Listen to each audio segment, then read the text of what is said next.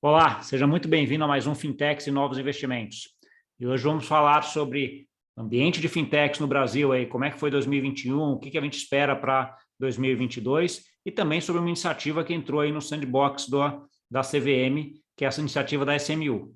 Para isso eu estou aqui com o Diego Pérez, que ele é presidente da BFintex e também sócio da SMU. Tudo bom, Diego?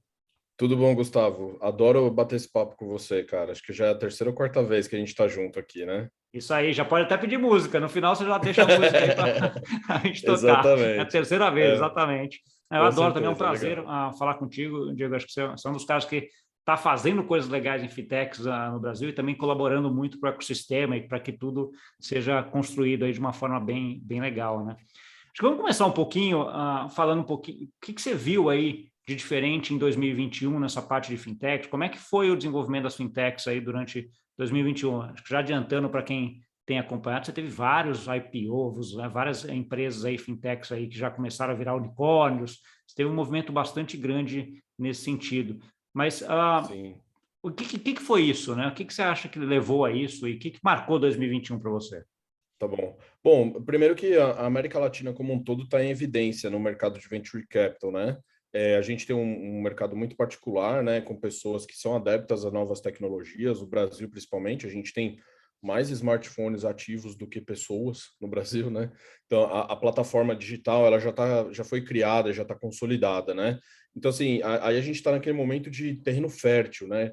Muitas aplicações que você cria do zero têm uma adoção exponencial, super rápida. Um dos grandes exemplos é o próprio Pix, né? Que não é uma fintech, não é uma startup, mas é uma iniciativa do Banco Central que já, assim, teve uma adoção de mais de 50% da população brasileira, mais de 100 milhões de pessoas já transacionaram no Pix, né? Então, assim, além disso, alguns avanços regulatórios também, um pacote em andamento, uma agenda em andamento de modernização do arcabouço regulatório brasileiro facilita para que esses negócios aconteçam de maneira mais natural, né? Então, assim, primeiro de todos é o Open Banking, né, que teve um rollout importante em 2021. Dentro do Open Banking também surgiram novas figuras, por exemplo, o iniciador de transação de pagamentos, que permitiu, por exemplo, o WhatsApp Pay conseguir o registro no Brasil, sabe, como uma instituição de pagamento. Ainda não tracionou tanto assim, mas está no caminho, né? Enfim, e outras iniciativas, por exemplo, como o Marco Legal do Câmbio, né? E também algumas circulares do Banco Central que modernizaram o sistema de câmbio, permitindo que fintechs possam operar moeda estrangeira, possam fazer pagamentos transfronteiriços, etc., né? Isso faz com que o Brasil fique em evidência. E nos fóruns que a gente tem lá na BFintex, né, que a gente conversa com outras associações e entidades internacionais, por exemplo, como o BID, né, o que é o Banco Interamericano de Desenvolvimento, o Banco Mundial, eles falam, o Brasil está na vanguarda na região, né, para os países vizinhos, né? Então o México se espelha na gente, a Colômbia se espelha na gente, a Argentina se espelha na gente. Então a gente está fazendo um bom trabalho. Legal. Aí acho que 2021 começa a mostrar os frutos desse trabalho também, né? Que acho que não é um negócio que está começando agora, né? Não é aquela coisa que o 2021 começa, né? É um negócio que você bem sabe, eu também, né? Já está há um tempo nisso daí, né? E acho que você está colhendo frutos de coisas que foram feitas há 2, 3, 5 anos atrás, né? Eu lembro até, por exemplo, do Open Bank, as discussões de Open Bank, eu lembro de discussões de Open Bank em 2016, 2017, Sim, né? Então, assim, sim. para até consolidar e ver como é que é seu modelo e que está entrando agora, né? E o Open Bank ele ainda ficou on hold um tempo, porque ele estava pendente de aprovação da LGPD, né? Exato. O próprio Banco Central falou assim, a gente não vai começar nada enquanto a LGPD não estiver vigente. Né? Exato, Que porque é um foi risco assim também enorme, né? no Reino Unido também, né? Na comunidade europeia. Precisou aprovar GDPR para eles iniciarem os movimentos Open Bank, porque você está tratando dados, né? É troca Exato, de exato. dados, etc. Né? Você precisa regulamentar isso antes, deixar isso bem claro antes de ter esse tráfico de dados, né? Quando a gente olha fintechs agora também, fintech já começou a ser um ecossistema no Brasil bastante grande, né? Você já tem alguns agregadores aí que já falam mais de 1.000 fintechs, né? 1.100, acho que é o último número que eu vi, etc. Aí você já começa a ter muitos segmentos bem representativos. Chegou algum segmento do ano que você viu ano passado despontando mais aí do que outros? Tá. O segmento que vem crescendo, se consolidando, né, é o de pagamentos eletrônicos mesmo, né? Então, porque assim, foi criado lá em 2013, né, uma legislação base para os pagamentos eletrônicos no Brasil, E desde então, todas as evoluções regulatórias permitiram novas atividades, né?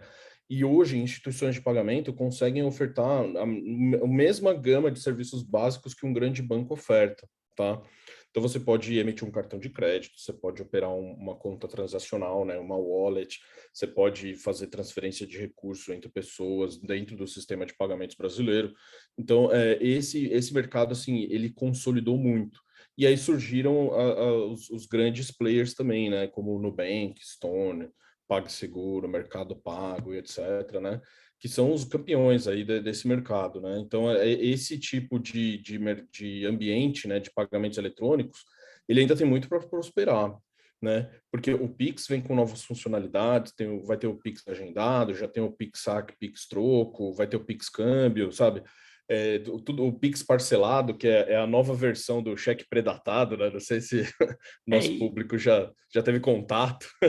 e até é curioso, né? Você vê um Pix parcelado, né? Porque o Pix começa com um negócio de pagamento instantâneo. De repente Isso. não é um instantâneo parcelado, fica um negócio meio até É. diferente, né? No caso das coisas, mas a Mas funcionalidade assim, é boa, né? existe uma razão de existir, né? Porque o brasileiro já está muito familiarizado com o pagamento parcelado sem juros, né? Só que assim, é uma operação custosa para o estabelecimento, tem uma taxa de transação de intermediação alta, né? 2,5%, 3,5%, dependendo do estabelecimento. Se for uma outra plataforma, pode chegar a 5, 6%, sabe? E a proposta do Pix é centavos para cada 10 transações, assim, sabe? O custo operacional disso, né? Então, a ideia, eu imagino o contexto por detrás, é reduzir custo transacional, facilitar o acesso de quem ainda não tem, assim, muita gente já tem, mas tem muita gente de fora ainda, e talvez a razão de existir seja essa, e não necessariamente voltar no tempo, né? Entendi, entendi. Você já comentou um pouquinho do regulador aí durante 2021, aí, né? A parte de câmbio e a parte de meios de pagamentos, alguma coisa que vieram aí até nessa esteira do Open Banking. Qual que é a tua visão em relação ao regulador aí durante 2021? Né? Quando a gente falou lá atrás, eu lembro que a visão era bastante otimista, né? Que ele estava vindo com processos legais, que estava ajudando esse ecossistema de inovação. 2021 contribuiu para isso também, Diego? Sim, sim, sim. Não, com certeza, contribuiu bastante, mas também tem agora um movimento de cautela, digamos assim, do regulador, tá? Especialmente para as fintechs que se tornaram grandes demais, que têm dezenas de milhões de usuários e clientes, né? Porque um dos pilares regulatórios do Banco Central é o risco sistêmico, né? Ter o controle sobre o risco sistêmico, que nada mais a grosso modo, né? É aquela instituição que se torna grande demais para falhar, né?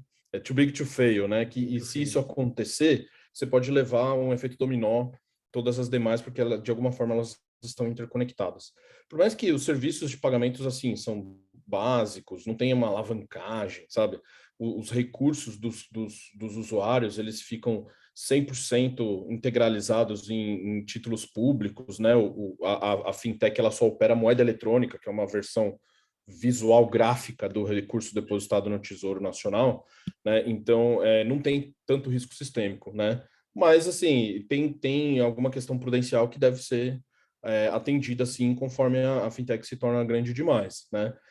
Tem se trazido aí algumas formas de cálculo de patrimônio ajustado, patrimônio líquido ajustado, estão querendo trazer uma fórmula de cálculo similar à Comita de Basileia para fintech, que eu acho uma besteira, porque não é, Basileia é para banco, né? Fintech não é banco, né? Mas a grande discussão será essa regulamentação prudencial para os conglomerados que incluem fintechs, entendeu? Entendeu? Isso eu vejo pelo lado bom, né? Porque de certa forma mostra que você está ganhando representatividade no setor financeiro, né? Porque antes, quando você Sim, tinha a fintech pequenininha lá, que estava lá minúscula, etc., ok, deixa lá e vamos. A hora que você tem fintech já com milhões de usuários e com coisas, as soluções dela acabam sendo importantes até para o ecossistema financeiro, mesmo que não seja, como você mesmo falou, num banco, onde você tem o risco de você emprestou dinheiro para o banco quebra, e aí como é que você vai pegar isso? Não é esse exatamente o risco, mas é um serviço que está aí que todo mundo usa, né? Então, de repente, ficar sem aquele serviço é uma complicação grande, né? Então, aí tem sim. que verificar como Seria um você... retrocesso, né? É um retrocesso, por exemplo, se um grande player com 30, 40 milhões de usuários deixa de existir, essas É. pessoas vão ficar aquém do esperado. Exato. Aí não tem esse risco não tem o risco do dinheiro do cara quebrar, mas tem o risco do impacto que ele tem no sistema em si, né? Já estamos aqui em fevereiro, né? A gente falando ainda de 2021. Vamos falar de 2022 agora. Diego, como é que você está vendo em 2022? Aí você já deu uma, um spoiler aí falando um pouco dessa preocupação do regulador em relação a risco sistêmico. O que mais que a gente deve ver aí durante 2022 em fintechs? Tá. No apagar das luzes de 2021, teve uma medida provisória que foi apresentada pelo Ministério da Economia, né, que visa modernizar os registros públicos, tá? É a MP 1085, né? E essa medida provisória, ela cria um sistema, né, que chama SERC, não, SERP, com S, SERP, né, que é Sistema Eletrônico de Registros Públicos, que é uma espécie de cartório digital, tá? Conectar nesse sistema, e aí eu consigo fazer uma pesquisa efetiva se existe algum gravame, alguma garantia, determinado imóvel, equipamento pelo Brasil afora, tá? Isso é um avanço porque você vai modernizar o registro de garantias, tá? Você vai permitir, por exemplo, que operações estruturadas consigam ter um custo reduzido e talvez começar a descer um pouco mais os steps de acesso, tá? E talvez uma pequena e média empresa vai ter acesso a fundos estruturados, emissão de debêntures, sabe? Emissão de certificados de recebíveis e etc., dando uma modernizada e trazendo eficiência, né, para esse novo mercado, né, o mercado de dívida privada, tá? E além disso, já tem um projeto de lei também que foi apresentado, né, com tramitação urgente, de urgência constitucional, que chama, né, ou seja, ele vai travar a pauta em um momento se não for votado, que cria a IGG, né, que é a Instituição de Gestão de Garantias, tá? Então, são temas conectados, tá? Isso vai criar uma nova entidade regulada pelo Banco Central, que ela vai ter a habilidade de fazer gestão das garantias de maneira fracionada, ou seja, se você tem um imóvel que vale R$ 1 milhão, você quer contratar um empréstimo de R$ 100 mil, você vai poder partilhar esse imóvel, tá? Por meio de certificados, e a sua garantia vai estar tão somente naquela partilha e não no todo, tá? Então você acaba liberando o imóvel para uma garantia para outros contratos, barateando o crédito, barateando as estruturas para isso. E assim, o público de você, ouvindo isso, pode entender que cai como uma luva blockchain nisso, né?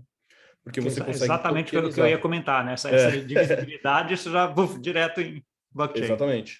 Então você consegue tokenizar esses certificados, né, de garantias, né? Lógico que é uma gestão centralizada, né? Ainda não é purely blockchain, né?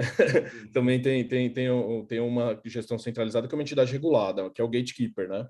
Tá. Mas nesse caso você pode criar aplicações diversas e qualquer tipo de bem ou ativo pode ser utilizado como garantia, inclusive notebooks. Você tem um MacBook que custa R$ 10 mil, precisa pagar um crédito emergencial porque alagou o seu banheiro e você está sem dinheiro e não quer entrar no cheque especial, coloca o seu notebook lá em garantia, entendeu?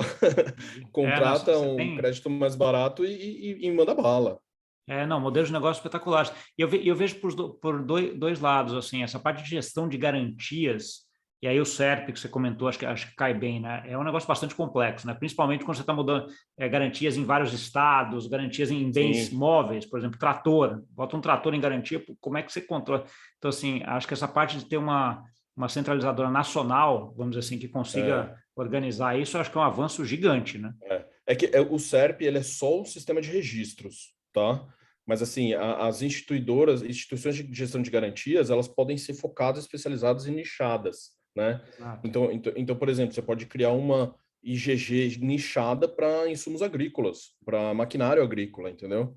Isso. E o operador daquela IGG é alguém que entende, que sabe que aquela colheitadeira lá vale tanto e que sabe que ele tem liquidez se precisar executá-la, entendeu? Entendi. Ele organiza e registra daí as operações para É, deixar tudo ali só que, fácil. só que uma está conectada com a outra. Ele vai saber se aquela colheitadeira que está no Mato Grosso foi dada em garantia no interior da Bahia, entendeu? É, exato, que hoje é uma complicação grande isso daí, Essa é a né? Então, complicação. então Não, a assim, gente você tem, conversa com algumas fintechs que atuam no agronegócio, por exemplo, a dificuldade é essa. Existem cartórios de registro de títulos do interior do Mato Grosso do Sul que, assim, você não sabe como acessar a informação que está lá. só indo lá no balcão, entendeu? Exato. Aí você não vai rodar 500, 600 quilômetros de carro de uma capital para poder pegar uma informação que deveria estar disponível na rede. Exato, né? E assim, a partir do princípio que essa informação está disponível na rede, você ganha uma segurança no sistema enorme, né? Porque aí já vai conseguir saber se aquilo lá está dado em garantia aqui ou ali, né? Então, assim, isso facilita Exatamente. bastante e junto com isso, essa parte da divisibilidade dos bens, que é o que você comentou que a IgG permite, tem casos, eu consigo pensar agora uns 5, 6 casos de uso assim, espetaculares para ser montados em cima, né? Então, assim... Não, as oportunidades são imensas. Se você quiser pegar um aplicativo de delivery, um iFood da vida, assim, sabe? Se você quiser antecipar um recebível para o estabelecimento comercial que está lá conectado e ele tem uma geladeira, um frigorífico que pode dar em garantia, sabe? Você consegue fazer isso sem precisar de uma instituição financeira intermediária, assim, sabe?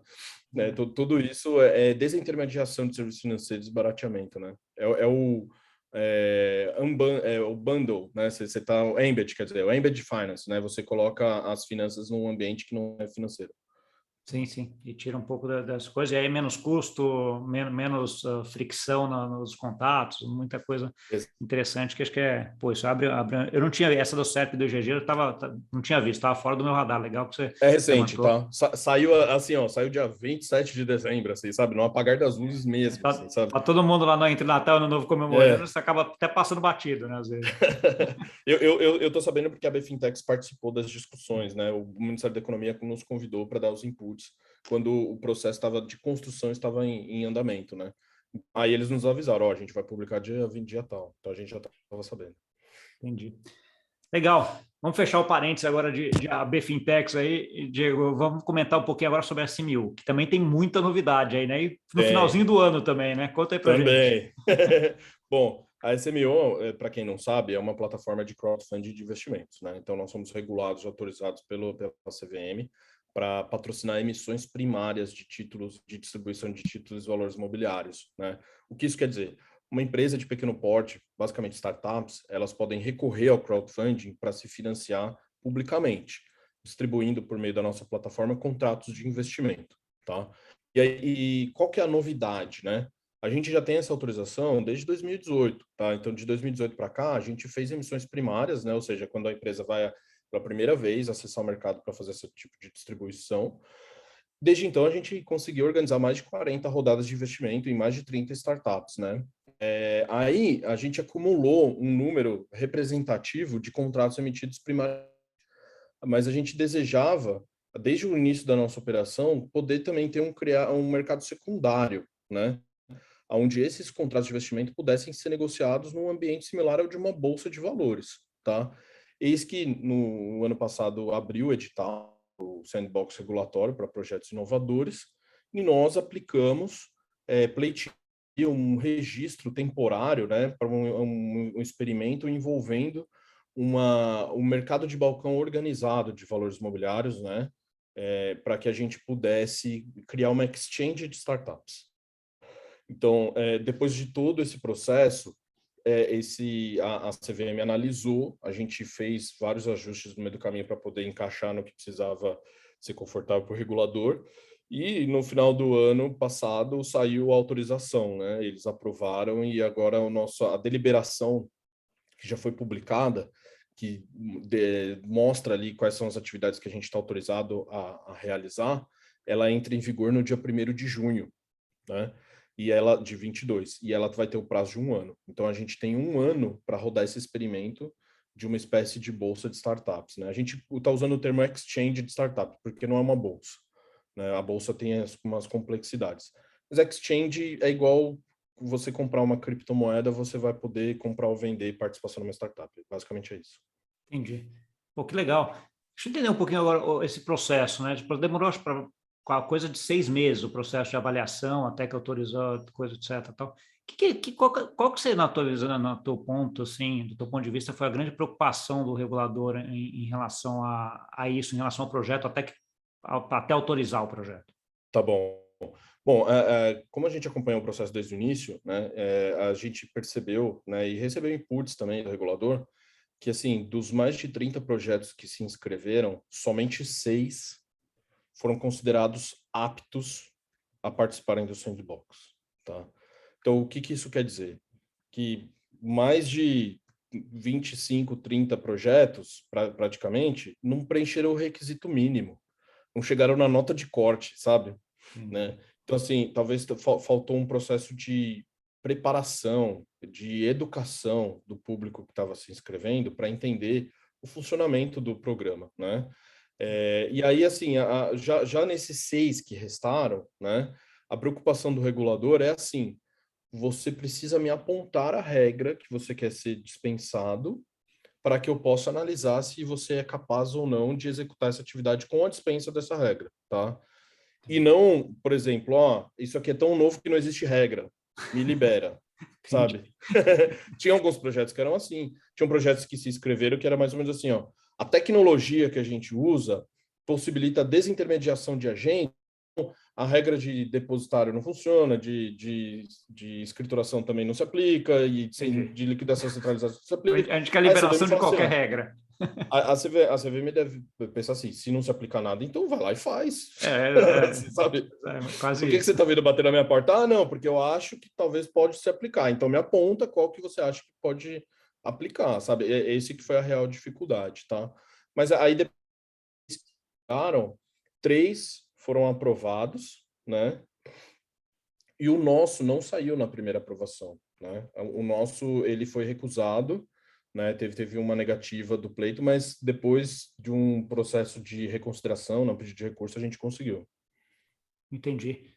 A razão dessa reconsideração e dessa coisa, tem algum ponto específico? Tem um ponto específico. É porque, assim, a SMU, ela é uma plataforma de crowdfunding, né? E a SMU também possui um veículo de investimentos, porque todas as empresas que são aprovadas no nosso processo para distribuir os seus contratos na plataforma, elas também são investidas pela SMU, tá? Eu lembro Num disso que a gente até CNPJ à no parte. episódio que a gente comentou, que você falou até o skin in the Isso. game, né? A gente não Que é o só skin in the aprova, game, mas a gente exatamente. coloca dinheiro junto. Então, quando aquela empresa foi aprovada, eu estou mostrando para o público investidor que eu também estou junto com ele. Eu falo assim, ó, vou investir nessa empresa. Se você quiser entrar comigo, a hora é agora, tá? É isso que a gente faz. Então, a CVM entendeu que existia um risco de conflito de interesse, tá? O que isso quer dizer propriamente, né? Que, assim, por a SMU ser a empresa que organiza as rodadas de investimento e, ao mesmo tempo, que investe nas empresas selecionadas, se eu criar um novo modelo de negócio, um modelo de negócio adicional de negociação desses contratos, eu posso ter informações que os outros investidores não têm, sabe? Entendi. Eu posso ter algum tipo de viés, sabe, na negociação desses papéis que os outros investidores possam não estar enxergando, né? E aí, para evitar, a CVM falou que assim, o risco de conflito de interesse é aparente e a gente não vai permitir. Porém, numa primeira análise, eles não analisaram profundamente as medidas que a gente sugeriu. A gente já enxergou que existia potencial conflito de interesse, tá? E aí eles não levaram em consideração essas medidas que a gente tinha sugerido, né? Então a gente entrou com um pedido de reconsideração, que é uma espécie de recurso, tá? A reconsideração é basicamente assim, olha, dá uma olhada de novo, porque acho que você, talvez esse ponto específico aqui, você não se manifestou, ou você não se atentou a isso, né? E a gente entrou com esse pedido. Isso fez com que o processo se alongasse por mais 3 meses, porque os aprovados saíram em setembro, se eu não me engano, e a gente só saiu em dezembro, tá? E por que 3 meses? Primeiro, porque o prazo desse recurso, para você apresentar, é 25 dias úteis, tá? Então, a gente aproveitou, que dá mais de 30 dias, se você pegar os finais de semana, né? Então, assim, então a gente aproveitou esse período para fazer uma epopeia lá na CVM, entendeu? Conversar com todos os diretores, até com o presidente da CVM a gente conversou para explicar essas questões do conflito de interesse, como que a gente interessava. Aí tinha que casar a agenda, sabe? Teve diretor que não estava disponível numa semana, só deu para falar na outra, e etc., para falar com os membros do comitê também. Então a gente aproveitou esse prazo relativamente longo para fazer essa jornada. Depois que se apresenta, a CVM tem mais 30 dias para fazer um estudo interno e mais 30 dias para apresentar para o comitê avaliar. Nesse prazo, 3 meses, deu dezembro, né? Entendi. Então, a reunião do colegiado que aprovou o nosso pedido de reconsideração aconteceu no dia 14 de dezembro, né? E aí a publicação no portal da CVM saiu no dia 26 ou 27, foi logo depois do Natal. Entendi. E aí, mas independente de vocês terem sido aprovados 3 meses depois do que as outras 3, todos começam em junho de 2022, é isso? Não. No Sandbox é assim, uma vez que você é aprovado, você sugere o prazo que você quer iniciar o experimento, Entendi. desde que não seja muito distante, entendeu? Então, assim, as empresas que tiveram seus pedidos aprovados em setembro foram 3 empresas, né? Algumas já um mês depois elas já iniciaram os experimentos porque já estavam tecnicamente preparadas para, né? Outras pediram um pouco mais de tempo. Teve uma outra que foi em janeiro, se eu não me engano, para iniciar o experimento. Teve uma outra que foi em março, né? Tá bom. Que ainda nem iniciou ainda, de setembro jogou para março. Como a gente teve esses 3 meses de apreciação do nosso recurso e etc., a CVM nos permitiu esticar um pouco até junho. A gente queria agosto, sabe? Falou assim, não, acho que agosto é suficiente para a gente. A CVM, não, tá muito distante. Vamos fazer 1º de junho? Falei, tá bom. Então a gente aceitou e seguiu em frente. Aí agora a gente está na pauleira para fazer o desenvolvimento técnico, né, tecnológico, para a gente ter os primeiros experimentos in-house já no mês que vem, e depois do experimento Go Live a partir de 1º de junho. Tá bom, e a ideia daí é pegar algumas dessas negócios que já foram emitidos no primário pela SMU e colocar nessa bolsa de negociação para testar. Essa ideia? Para o nosso pedido ser aprovado, a gente teve que apresentar questões inovadoras, né?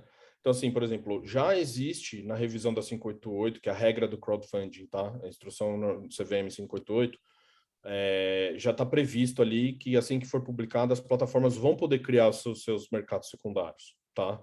Só que aquele mercado secundário da 588, ele é pequeno, restrito ao grupo de investidores que investiu naquela empresa, sabe?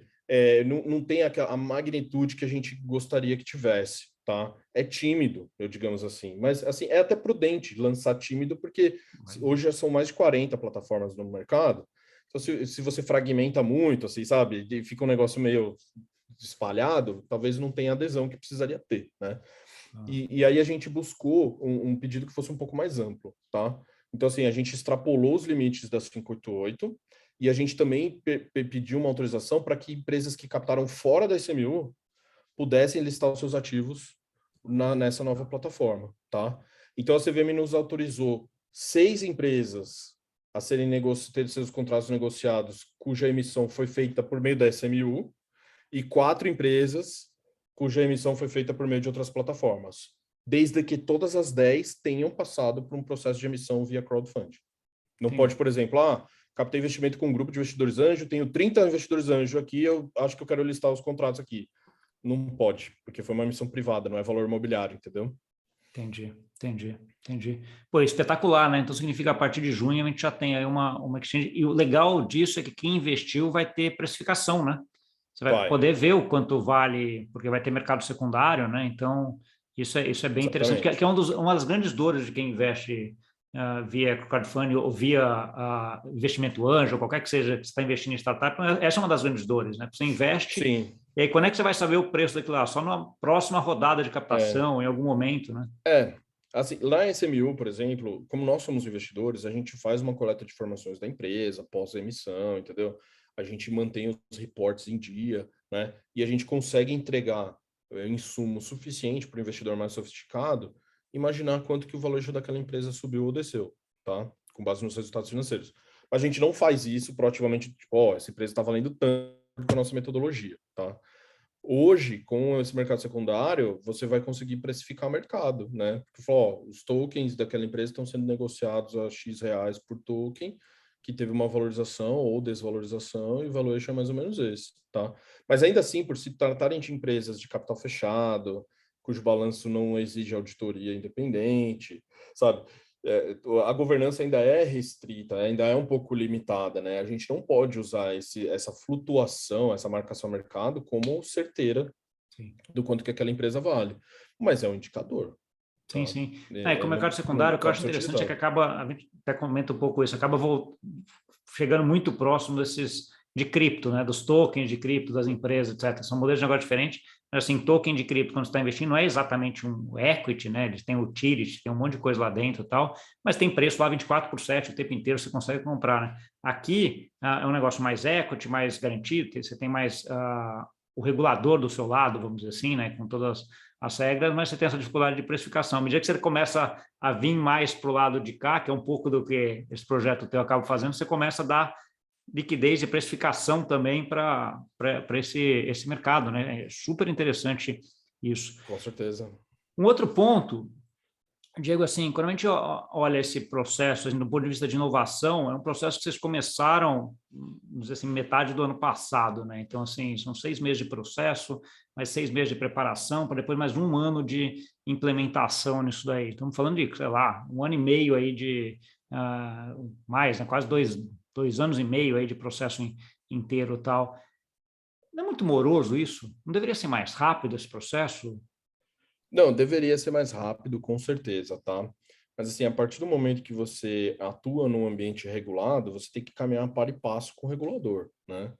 Assim, o crowdfunding já foi uma grande inovação para a CVM, tá? Nunca existiu antes do crowdfunding um marco regulatório de uma atividade tão inovadora assim em tão pouco tempo. Porque uma das primeiras vezes que a gente interagiu com a CVM para falar de crowdfunding foi em 2014, o marco regulatório saiu em 2017, né? Então, 3 anos de discussão para sair o marco regulatório, né? Dali em diante, as discussões aparentam ser um pouco mais rápidas, assim, porque a inovação acabou sendo consolidada dentro do regulador por causa desse marco regulatório, entendeu? Mas a gente não consegue escapar de algumas burocracias, a gente não consegue escapar de algumas amarras. Quando você trabalha com a distribuição de valores imobiliários, a captação de poupança popular, né? Existe um risco de perda financeira, a gente tem que ser muito zeloso e cauteloso, tá? Então, assim, eu acho que daria para fazer em menos tempo, com certeza, tá? Mas para atender expectativas da autoridade do mercado de capitais, a gente acabou aceitando esse prazo um pouco maior. Tá bom. A gente acabou falando ano passado um pouco da SMU aí. Queria que você falasse um pouquinho da SMU, o que a gente pode esperar aí da SMU aí em 2022, né? A gente falou desse projeto, ela vai estar junto, vai fazendo, acho que vai fazer parte importante disso, mas SMU sozinha ali, como é que ela vai, o que ela vai fazer em Não, com 2022? certeza. Tá. A SMU, assim, mais ou menos de 2018 para cá, a gente vem dobrando os volumes de ano a ano, tá? Então, assim, numa linha de tendência, a gente pretende dobrar esse ano a operação que a gente fez no ano passado, tá? Então, no ano passado foram mais ou menos umas 25 empresas que captaram com a gente, tá? Foi mais ou menos também uns 26, 27 milhões de reais transacionado, né? Então, esse ano, assim, a gente tem E uma meta numa conservadora, base de cliente bastante grande já, né, Diego? mais de 30 mil clientes Esse, cadastrados, esse é o tá? fato. E perto de 10 mil investidores únicos, que são pessoas que já fizeram pelo menos um aporte, tá? Mas assim, é pulverizado, tem investidor de R$ 2.000, de R$ 3.000, né? Tem investidor de maiores, né, de 100 mil, 200 mil reais, mas a maioria são microinvestidores, tá? Então a gente pretende manter esse ritmo de dobrar o volume transacionado, a nossa base, então a gente quer chegar no final do ano com pelo menos uns 80 mil investidores cadastrados, né? A gente quer também pelo menos uns 15, 20 mil investidores ativos, né? Esses são os números, e também patrocinar ali pelo menos umas 50, no máximo 60, a gente consegue, ofertas consegue rodar na plataforma, tá? Que daria mais ou menos uma por semana, né? A É, gente, a gente, a gente já está agora em fevereiro, né? E por enquanto a gente só subiu 2, né? Então a gente já está um pouco abaixo da meta, mas as próximas semana que vem já sobe uma, depois do carnaval já sobe outra, então a gente já está tentando manter o ritmo. tá bom. Onde você vê o maior gargalo de desenvolvimento da SMU hoje? É na parte de captação dessas empresas, né, de achar essas startups para fazer o crowdfunding contigo, ou na parte de Tá. clientes, de Assim, investidores?